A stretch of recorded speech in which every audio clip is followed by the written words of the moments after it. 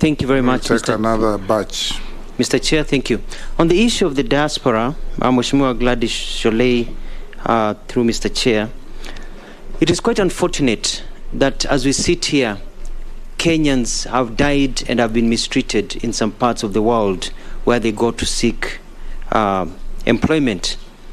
It is quite a shame. I found out that we've lost 85 Kenyans in the last 3 months, and about 1,000 have been repatriated, especially from the Kingdom of Saudi Arabia, where they have gone.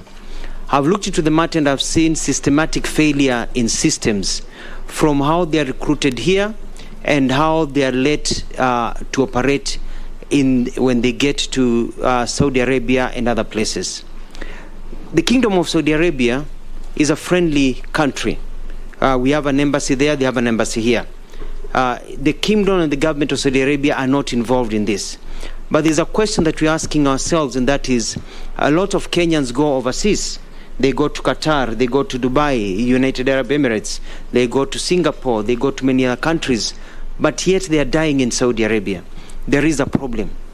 I've seen a tendency where there is a blaming of the victims. I heard the other day some people saying the problem is with our girls.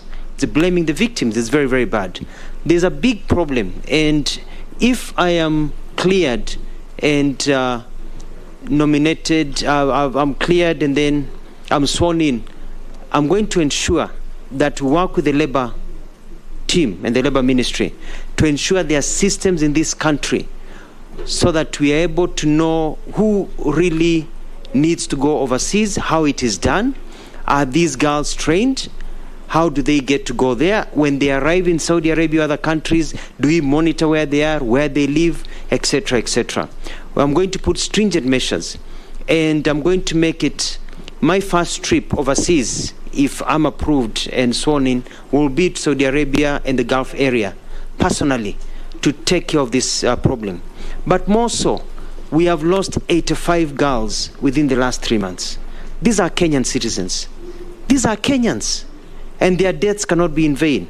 I'm going to work with the Minister of Interior.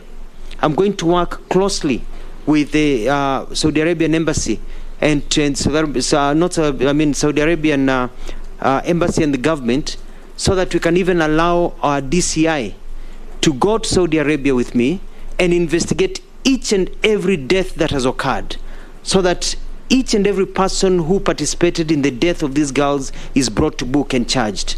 These are Kenyan lives. We need to send a message that no Kenyan will die overseas or get out overseas and the government does nothing about it. So I'm going to lead from the front and to ensure that this never happens again. But we're going to take care of some of the systematic failures that we have seen. Cartels that are operating here and other places, we'll take care of them and ensure that the life and sanctity of Kenyans is protected.